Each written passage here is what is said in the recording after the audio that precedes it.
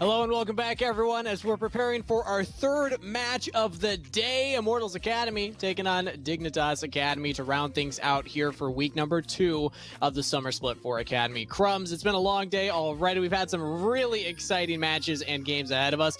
And it don't stop here because these two teams are both fighting to spread themselves apart from the bottom teams in the standings right now. TSM, Golden Guardians, and CLG all struggling, but Dignitas and Immortals both at least kind of putting themselves in that playoff contention right now. And it feels to me like the IMTA Academy has a more defined identity than Team Dignitas just yet, because they can still play through the top side through Anda and Viper and have some really dominating games. Just yesterday, yeah, they did lose against CLG when they played against a 5-man just death ball composition with Fiddlesticks. It felt like the game got out of hand, but when they felt like, all right, that was all fun and games, let's really play, it was kind of the same story as what we saw in our last match with Team Liquid and Evil Geniuses. Losing game 1, it's like, oh, should we have lost this? Then game 2, no, not allowed, and then just dominated game 2. And with the picks too, hard focus on solo lanes, right? We got an Aurelia, we got a Viego in that match. Very exciting stuff to watch there from Immortals' side. I think that they're a team that the addition of Viper and Anda really had a lot of hype behind it coming into this Academy season, because these were 2 players coming from the winning team and proving grounds from the spring. No org that didn't even have, you know, any backing. There was just a bunch of players trying to prove how good they were, and these were the 2 that dominated top half of the map throughout the whole tournament, picked up an Academy, and have not exactly the fastest start of things. They had their first match against 100 Thieves, one of their tougher opponents, right? Then they showed that they absolutely dominated Golden Guardians, and then won one against CLG. I think this is where they really need to solidify, are they a top or not against Dignitas Academy. Now, I hear that we're getting ready to hop into pick and ban, so unless you had a point to go off of for Immortals. Oh, no. What I have to say always takes the backseat when we've got picks and bans. All right. Well, we'll see if we're actually hopping into that, because I might have baited us a little bit there, Crumbs. But I was also going to say from the side of Dignitas, all right, there we go. We are into it now. So Dignitas on the blue side here. Also a team with a lot of names that we recognize from past LCS and Academy teams, and definitely have the pedigree and experience to bring it to Immortals Academy. Just, are they going to do it on this day? Already on the bans, a lot of focus on these solo laners, Viego, Set, and Gwen taken off the table. A lot of these early skirmishers, very similar play patterns. These are the ones that you would define as bruisers, except they don't actually bruise anybody. They are mauling you. They are just decimating. They are very hurtful. And there's still quite a few, though. There's still quite a few. IMT can play many of them. Primarily, the one that has been quickly making his way around the globe is the Lee Sin. The Lee Sin solo lane still available. Dignitas would be happy to take it. So would IMT. So that's the pick I'm looking out for right now. These 2 teams haven't been indexing too hard in the protect the carry compositions with the Karmas or the Lulus. They love to just have these members like Lorlo or now Soligo, who came down from LCS to Academy, play these combat oriented picks instead of just protect one person and watch them do all the work. True, that is the big talk of the town, right? Soligo playing in on the Academy roster for this week, getting some more experience under his belt in these best of 2 formats. That can change an entire team's look, right? I mean, just yesterday they were already able to pick up 1 game against Team Liquid, so that's a great start to their week. Let's see if they can close it off a little stronger. Catching up the rest of the bands, Lucian taken off the table, Varus taken off the table. A lot of priority blue side picks still here are available right now. I'm looking at Renekton, I'm looking at Udyr, and Dignitas hovering a couple of those. That Lee Sin you were talking about before is still available too, but no, they do opt for the Renekton.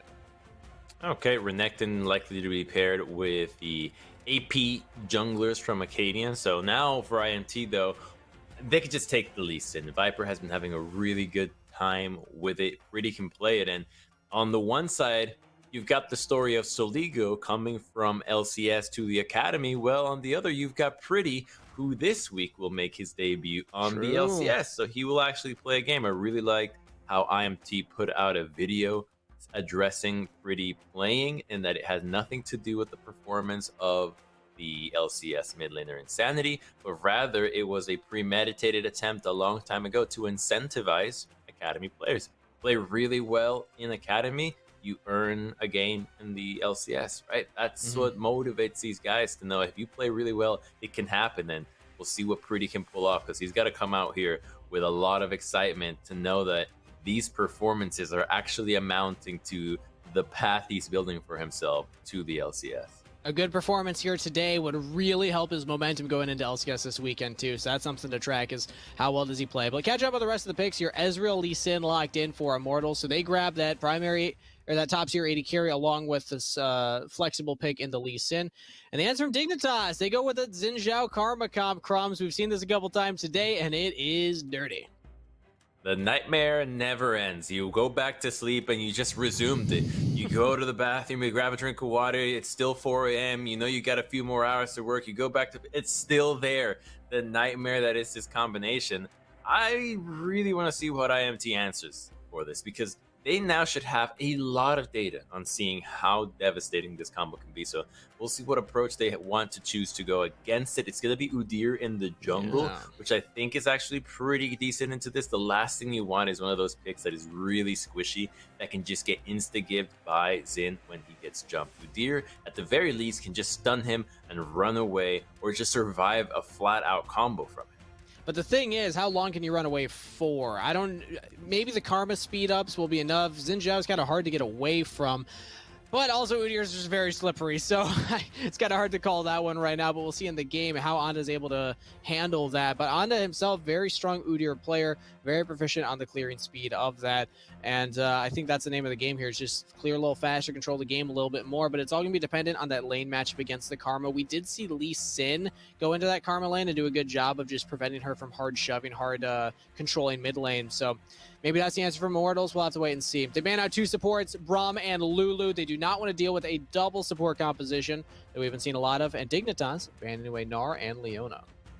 Yeah, those are the 2 that have been most commonly paired with this combination. Although today we just got to see the Taric also be added to the mix. So if Dignitas want to take some inspiration from TL, they can actually play that as well. I think 100 Thieves had it with the Kalista too. So there's plenty of ways to continue to buff up this Xin Zhao though, so IMT have to keep that in mind, and they're just going with something super standard, just keeping it simple. Solo lane for last will be their counter, and at least they'll have plenty of counterplay with the CC that Nautilus and Nadir can bring to do something proactive against Dignitas before these 2 get out of hand. It's going to be tough, though. There's a lot of options for Dig's bot lane here. Jinx Thresh is available right now. They could go for that Taric Kalista that we saw played earlier. A lot of big combos. Going for the Sivir lock-in. This is one that we've seen a little bit. Sometimes lethality Sivir. I don't know if it'll be lethality into the specific comp, but still can provide a lot of shove in the bot lane for a Xin Zhao to play around. Full speed, and I think this is going to be... Oh, wait a minute. Okay, if you go Taric, though... I mean, there's a lot of armor shred on this squad, though. I mean, a lot. I say a lot. You have the Renekton, that's pretty much it. But there's a lot of easy armor stacking on IMT, and there is not a real AP threat on this Dignitas squad. So if this Karma is gonna go with a supportive build, it's gonna be really easy for IMT to just stack armor and mitigate what the power of Renekton, Xin, and even the Sivir want to do. What the heck? Last pick, Vayne top. All right, Viper's schooling on Lorlo. Yeah, Viper's gonna have some fun with this one. That is an interesting choice right there, but at the same time, if you want something that can deal with the Xin Zhao jumping on you, I don't think Xin Zhao, even with a Taric and Karma behind you, wants to try and fight a Vayne if she gets that 3-item spike. So take a while. We'll have to wait and see. Man, I wanted to take a shower after watching Xin Zhao with Karma Taric, and now you got a Sivir speeding you up too. So Dignitas' composition is really looking strong based on what we had seen from previous teams earlier today. The question being, can Dignitas execute it? Okay, they're already switching things up though. Karma gets flexed. Karma is going top now. She's going up against the Vayne. Doesn't want that matchup. Renekton against Lee will be fine. Yeah, it's really not ideal for Vayne to go up against Karma. She will get bodied in this matchup. So IMT will probably start the game just dancing around, trying to avoid the lane that is going to be this Karma into Vayne. And also, I mean, Viper's taking the cleanse, which is not going to get as much mileage against a Karma, because she's just going to poke you out. Like, yeah, you can cleanse the W if you need to, but that probably won't be the issue of this lane. It's going to be the fact that you have no push over the Karma. The fact that she can constantly harass you in the laning phase. Dignitas, I like the comp. I like the lane assignments. And they're looking like a very different, identity for this team from what we've seen earlier on in the season, which was a lot of focus on early plays, early aggression. But now it seems like they have a little bit of scaling on their team too. We're loaded onto the Rift here, Crumbs. Dignitas on the blue side versus Immortals on the red for our final match of the day, game 1. See who can take it. Okay, Dignitas already started with some proactivity, warding the top lane brush, seeing if they can spot out a Vayne there. And in case they get a bad matchup, that'll allow the Vayne to, or won't allow the Vayne to actually be autoing from the creep wave to just get some free damage without minion aggro. Instead, Lorlo and Soligo will just be chilling, waiting for the IMT solo lanes to show their faces inside the lane. IMT doesn't seem to care, actually. They're not interested in much of the swap with how Pretty and Viper are positioned. They're happy to take whatever Dignitas is throwing at them. I think the danger of having the Vayne in the mid lane, right? Such a short wave. So if you actually push in then against Soligo, you're just going to die to Acadian ganks. So you kind of need the Vayne in the top lane so you have this, longer lane to play through, play with the tumbles. But Immortals now with the lane matchups that they opted into here, or rather Dignitas opted into. We'll have to track and see who's able to win those, but also track where the junglers put their attention early on, because Onda starting on the top half of the map. He's going for the Krugs clear first, which means he could opt to go for a top gank right after that, or just continue power farming.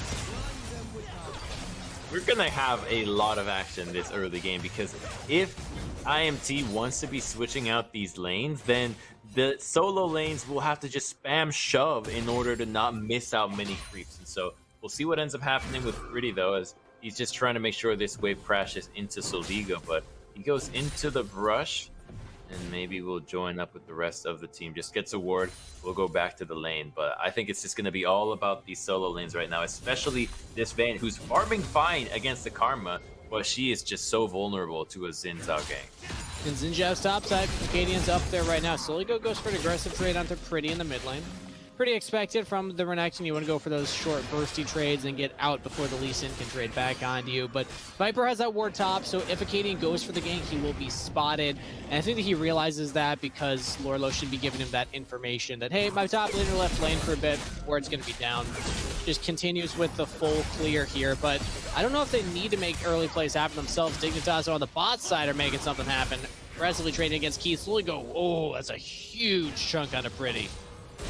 Yeah, that's a lot of damage there. I mean, Pretty will be up in CS and will have plenty of sustain with that wave, but it buys time for Renekton to move across the map, group up with Acadian, and see if they can make something else happen. Instead, they're just gonna use the blast cone, get some vision, and then back off.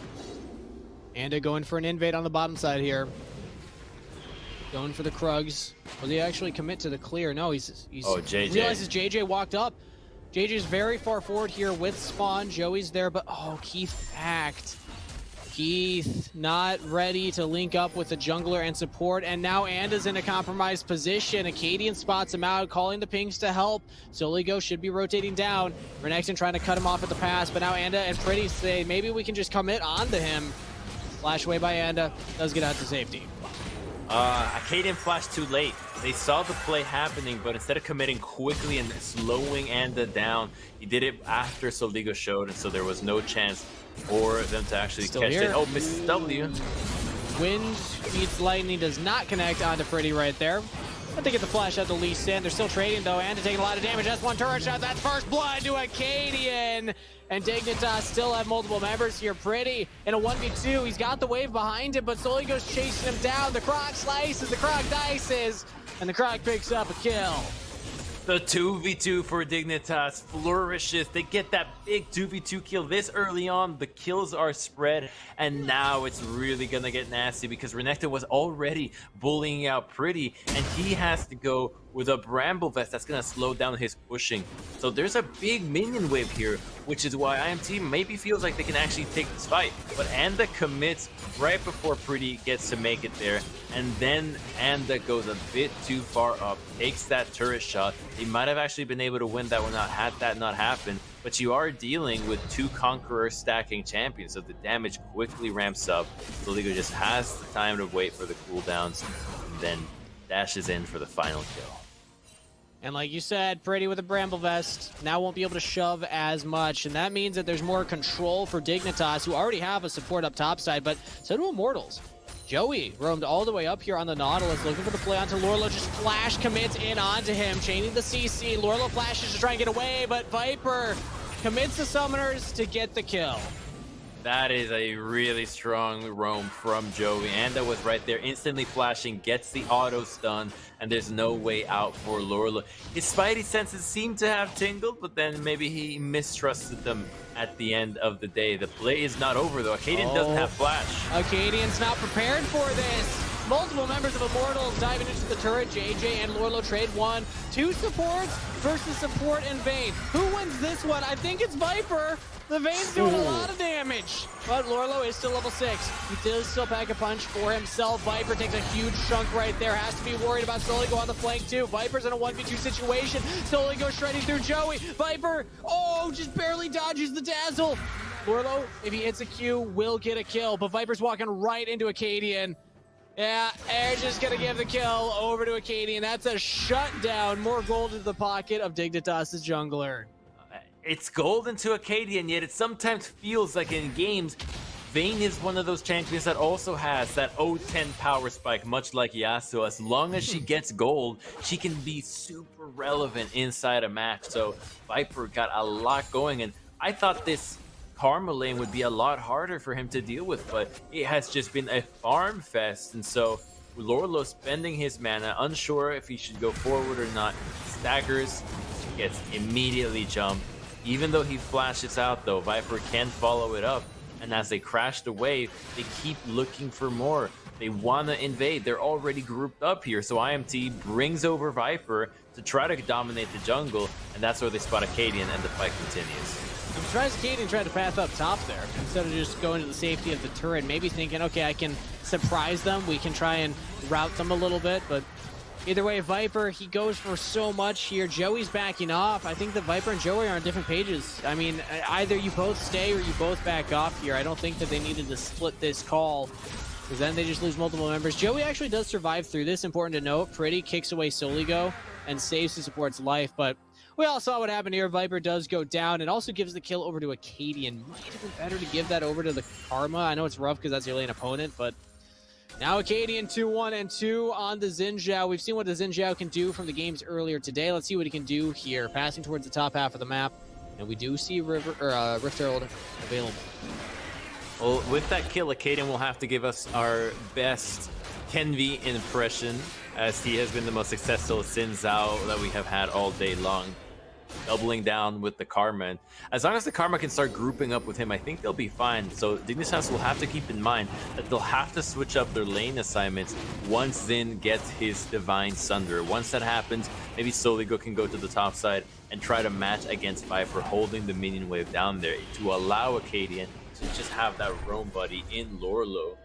Then the Xin Zhao can really be a menace. He's here in the top side, and Viper knows this, but seeing the dragon be taken away, they'll know that because Lee took it, Anda was also down there. So that's two members that won't be able to assist in this play. So Viper has to back off. He knows that Acadian could dive, and there won't be anyone to help him. And Acadian's also got that Rift Herald, so presumably that will go down here. More plates over the side of Dignitas Academy. I like the point that you made, though. Eventually, they need Lorlo to get out of this lane. They need the Karma to group up with the Xin Zhao. We've seen that's the strength of the Xin Zhao pick, is having that support on top of you. I guess you still have JJ to back you up, but that doesn't provide you the movement speed that's been so brutal, so deadly. So that means, can Soligo answer Viper in the side lane? Hasn't built any armor, but okay, just as I say, that has the plated steel caps, so that will certainly help. We'll have to see where Dignitas put lane assignments here. Ande goes aggressive onto Acadian, but all right, that's the jungle interaction, right? The bear slap, run away, now re-engage because Joey and Pretty have joined up. Acadian does have flash available. We'll need to use it to get out of this one because multiple members of Immortals are just diving on top of him. They get the kill. Can Dignitas answer? Soligo, JJ shredding through Pretty, trying to get onto Joey. JJ already falls. Immortals with multiple members here just group up and fight through Dignitas. They get 2. The key thing to note in this fight is that the supports are not level 6. If JJ is 6, that fight looks entirely different. They're happy to commit. They're happy to tank the Vayne roaming down. But without that, a single member can get picked off and there's no chance of turning. When Acadian goes down, the fight has to be pulled apart. There just isn't that much damage between the Renekton and the Karma. These two don't have the burst to burn through a Nudir, let alone a Nautilus. So, Anda attempts to go for a steal, smites a little bit early, but then when Acadian continues to chase just a little bit forward, then they continue to go after him. Nautilus is right behind him. Pretty already has the inside track onto the mid lane. There really isn't a way out for Acadian. Has the ultimate a bit late, but I don't think there was a way out. They're just going to be outnumbered and outgunned. We see Immortals just diving. Target selection, very, very key there. They all group up on one person at a time. They don't split their damage. They say, okay, 4v1 burst, 4v the next one burst. And now they see JJ clearing out one on the bot side. They jump over with that blast cone. Dignitas have multiple members here. Acadian and Soligo. They want to go for the engage. Dazzle lands onto Joey. He gets the hook shot onto the wall and gets out to safety. So Dredge line keeps Joey safe. And the Rift Herald will actually be dropped at bottom side for Dignitas. We want to get some more plates on the spawn. Hey, giving gold over to Sivir is never a bad idea. Who doesn't seem to be building the lethality build, which I do think is the right choice into this matchup. But she's going to need a lot of gold to mow down through this squad as the rest of the team hasn't really gotten so far ahead, and the armor stacking is slowly but surely coming down. Picks like Vayne will have a really easy time just team fighting against her later on into the game, but Sivir's advantage will be the wave clear. Will be just stalling out and allowing herself to get to that late game situation. It's just a matter of, well, will you allow that to happen? Will someone hold the Vayne? Could they actually 1v1 her with the amount of gold that Viper has gotten and the proficiency has shown on Vayne throughout this year? It seems unlikely. Oh, Lorlo misses the empowered Q on a little ranged minion right there. So yeah, Viper, he's doing great in this top lane, right? 2-1-1. Accelerated on the Vayne. You don't need to be this far ahead at this stage in the game. And with the gold lead, or non-existent, gold is even across the field for both teams. You have to start thinking that Immortals are doing a really good job of staying online, staying in this game, because Viper will be that menace in the side lane. But Dignitas can answer side lane plays so fast with the Sivir speed up, the Karma speed up. Xin Zhao chasing them down. Immortals with a play onto the mid lane. Pretty with a kick out of Soligo. He does slice and dice back towards his turret, but they have too much CC, too much lockdown, and way too much damage. Immortals will kill Soligo. Really good look from IMT. Everybody on Dig had base. There was no way for a counterplay out of them, and so they get a free kill. There's nothing to lose from that. They're gonna have to base, and they'll be available for the dragon fight in 30 seconds, and they just get a freebie. They also got the flash out of the Renekton, a key summoner for allowing him to get to the Ezreal and stun him, or even get to the Vayne. They're not running cleanse, so all he has to do is actually cut the distance when they have stealth, and they can jump over walls. That task is easier said than done. Dignitas need to play slow. They need to play careful. They need to make sure that they're not getting caught out like that. Pretty putting on the fingers here, showing that he does deserve a spot in the LCS when he can make plays like that. That's pretty impressive. Dignitas are on the dragon. Immortals are approaching right now. Soligo's trying to group up with the team. But Dignitas are burning this down fast. Immortals need to commit to this if they actually want to go in and contest. They try to get on the spawn, but he's got the spell shield. Joey flashes back over the wall. Acadian chasing down Keith, but Dignitas are kind of going forward, very far forward onto Keith. They get the kill, but now everyone from Immortals on their flank, but the Thar gold comes down. They can turn the play. 5 members from Dignitas finally grouped up here. Joey goes back in, gets the hook in onto Lorlo. Re-engage, Pretty into all 5 members, doing a lot of AoE damage on the Lee Sin, just creating chaos. Can Pretty get much more here? Dignitas, they find 2 members. Now flashing over the wall. Spawn gets kicked back, but he bought time for the team. Lorlo gets the kill. Dignitas get the objective and the fight. The heals and the shields are just too much for an IMT that doesn't have their ultimates. They were hesitant around taking that fight. The Vayne was collapsing. The Vayne is a pick that just offers nothing, absolutely nothing, until you're crazy late into the game. Her split pushing value is where she is powerful as a solo laner. And so when she joins the fight, she's offering just a little bit of damage and maybe a stun, while Lorlo is speeding up the rest of the team, slowing them down, offering roots, and it just does not even come close to the value they provide for each other. When Viper collapsed to the fight, Spawn was already speeding himself and the rest of the team there, so Dignitas had the advantage of the terrain. They're so quick here. They can decide exactly how the fight is to break out, and when Nautilus hooks in and IMT starts retreating, it's already a 4v3. They're already in a bad position. And it just feels like another instance where we see an Academy team. Okay, I'll get back to that point. Cadian loses his blue buff to Anda, who just runs directly at him.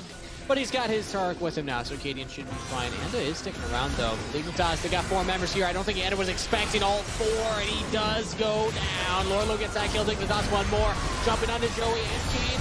Joey's the next sacrificial lamb. Look at the flame from Soligo. He gets right in onto Ezreal. He's got no summoner spells. A double kill to Spawn, and another team fight win for Dignitas. That's a huge win for Dig. That's 2 fights in a row and double objectives that they get out of it.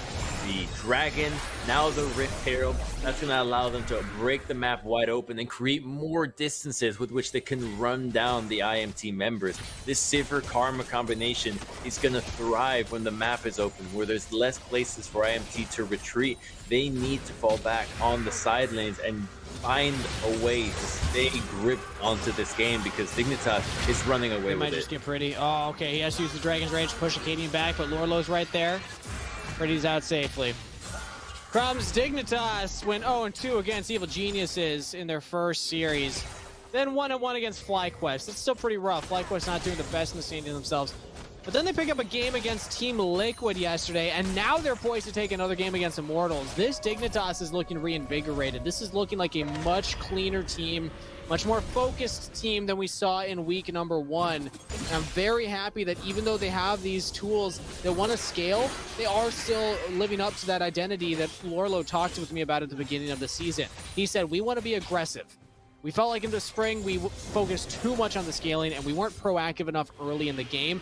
So this time for the summer, we want to keep those strengths of playing late game comps, but make plays happen earlier too, so that we don't just sit back and lose out too much on the map. And that's exactly what we're seeing. And just playing to your strength is something you always want to encourage out of your teammates. Just seeing them be at their best and actually be rewarded for it is something that everyone that watches Academy loves to see. And I actually think that the fact that so many players from LCS are coming down to Academy and vice versa just makes the teams that have their own players move up and down play better, especially the Academy teams, because it starts to feel like a tangible reality that if you play well enough, there's a chance for you to get into the LCS, strut your stuff.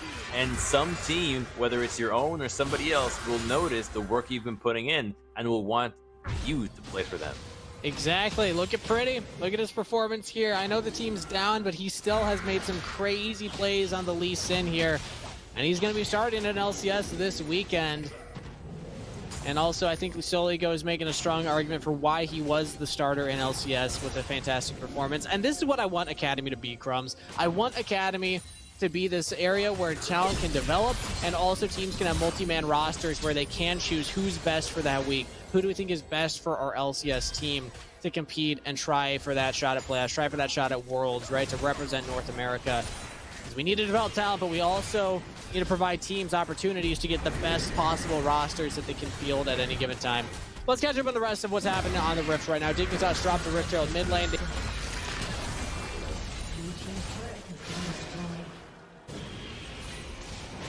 This is going to be a free Ocean Soul for Dig after that Rift Herald, so it's a good pop for them.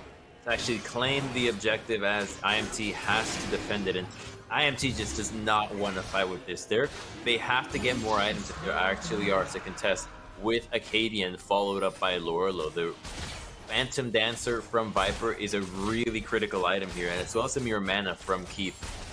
Once those two are completed, I think they'll have a much easier time taking these fights and actually knocking down Xin, because that has been the biggest strength of this composition. Once Xin and Karma get rolling, it seems like nobody can actually take him down. Yeah, there's a lot of damage, but his ability to tank through the rest of the team with almost nothing, not a single scar happening to him, is what IMT needs to be addressing if they are to win this game.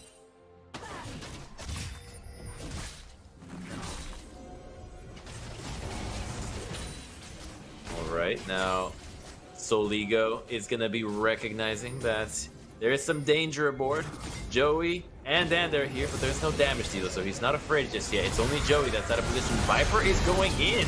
He's dashing forward. He's in the middle. He's getting stunned. He doesn't get the kill onto Lorlo. Soligo can continue to chase. He's going to get kicked away, but the whole Dignitas squad is immediately there to back up his top laner. They are not going to let the Renekton, well, Renekton top laner, he's a mid laner this time around. It's actually the substitute LCS player that is now going to be playing him, but playing to the side lanes, which is exactly what needs to happen for him to allow the Karma to continue to group up.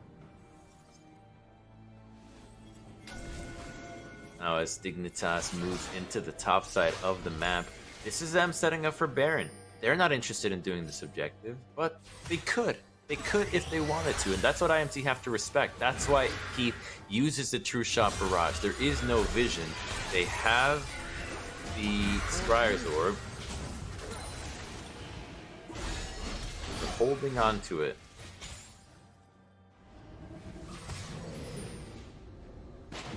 There it is. I hear you, Kangas. I hear you.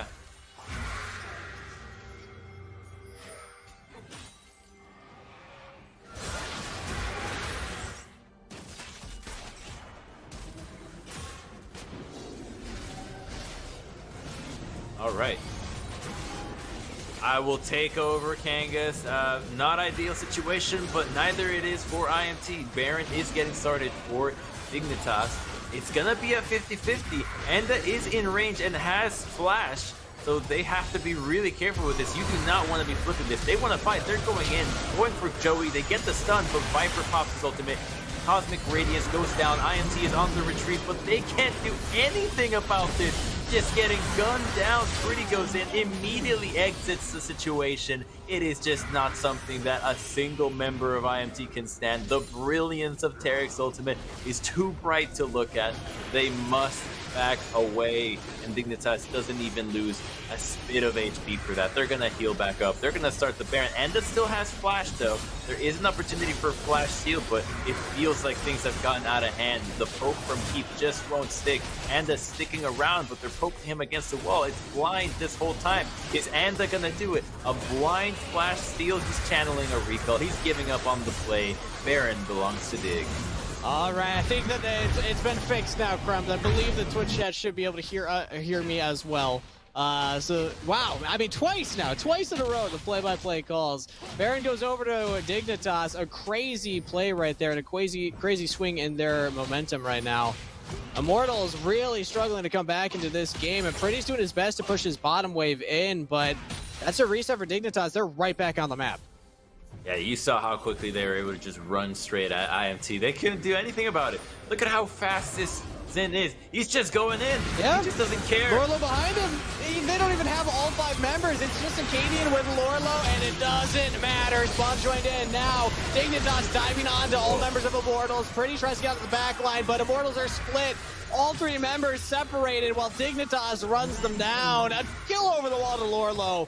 Right at the end of the play, Pretty not even getting out with the flash usage, and Dignitas with this Baron can get so much on the map. I mean, they're just face rolling on the keyboard right now. Acadian in particular, we don't know where he's at. We don't know what he's using to pilot this in, but we feel like it doesn't need to be one whole hand. He could just use the nose, the lips, the ears. It doesn't matter. Anything you press, as long as you go forward, the karma will keep you alive, and it's just gonna work. And you here we have go a Tarek again. to bust it. Acadian put his face on the keyboard, rolling it all around with the karma behind him, and takes down and Dignitas with the Baron bumped mid-wave. Will take an inhibitor down. They also have the bot lane pushing in here with Soligo putting pressure there. They're taking multiple waves at one time and rotating as a team. Immortals have no answer. Yeah, the answer will have to be to go back to the draft of game 2 because he just keeps going. It just keeps going, Crumbs. They're not going for objectives. They're going for kills. They're going for the throat right now. Immortals, with all these staggered death timers, they can't even get 5 back on the map. They can't even get 5 back to defend against Dignitas here because Dignitas are not allowing them any quarter, any area to breathe. And now with 2 inhibitors down, Dignitas do start to back off. Immortals pressuring forward, but here's a re-engage again! That's what, 4 fake-outs in a row? Dignitas hard committing onto Anda. The Udi are doing his best to run away, but there's just too much speed-ups for Dignitas. They can chase down any champion in the game right now. And now with super minions, Baron empowered still, they decide to back off. They don't want to go for the end. They will peel back for Dragon. They could just keep going, but they're gonna call mercy on IMTA. They're just gonna take the Dragon and be happy with it because this game feels like it is all over. Dignitas is just harnessing the dark tech of this Xin Zhao karma that 100 Thieves have been so kind to develop and show us because, man, when this looks good, it just looks oppressively good. Yeah, it's like you can't stop it when it's ahead. It's like even the slightest snowball just immediately turns into a giant avalanche because they have all the speed ups and there's not enough peel, there's not enough kite back. It's crazy to say that with the Lee Sin, Nautilus, Udyr, Vayne. That's a lot of champions that can actually push Acadian back, try and disengage, but there's just too many speed ups and collapse potential from Dignitas' composition. This is looking like the premier 80 or Academy comp right now. I thought it was going to be the Kindred Lulu. That was my prediction, but no, Xin Zhao Karma apparently is the OP combo. It's the ultimate, right? When he pops that ult, he's invulnerable to anything that's outside of his range. And so you either have to be melee and be right next to him and the Karma, not ideal, or ranged and he can jump to you and you just don't deal any damage to him. So you're in a catch-22 and how to actually take him down because the melee champions are getting beat up by 2 people and the range just has to keep their distance or do no damage. And also ultimate's available on Acadian again, so they got it. Here's engage from Immortals. Joey tries to force it. They do burst down JJ before the ultimate goes down. Actually, no, ultimate was used.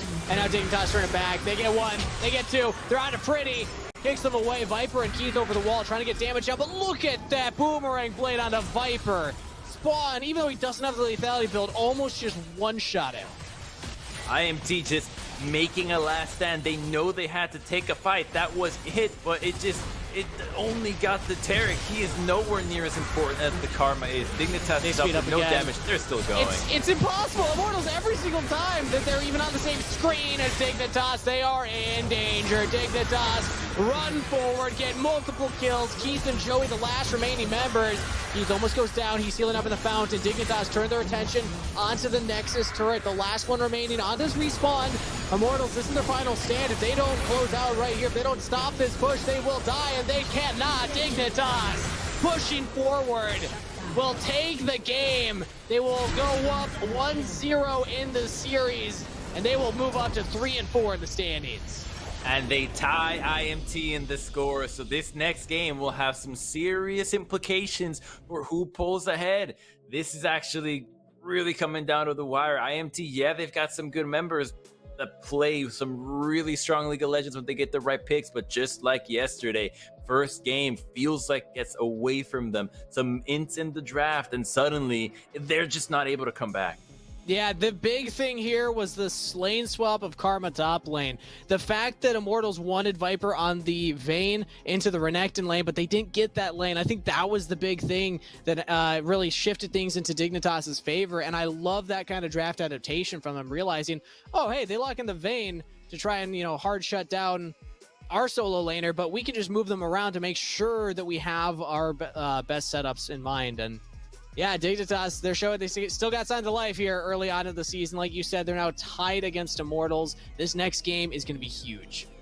Yeah, and the next bans of Champion Select will also be so interesting, because I have been so fascinated by the rise of Karma since some teams have been able to actually beat it pretty handedly, but it seems like teams are getting better and better at utilizing it, at understanding the limits of what it can offer.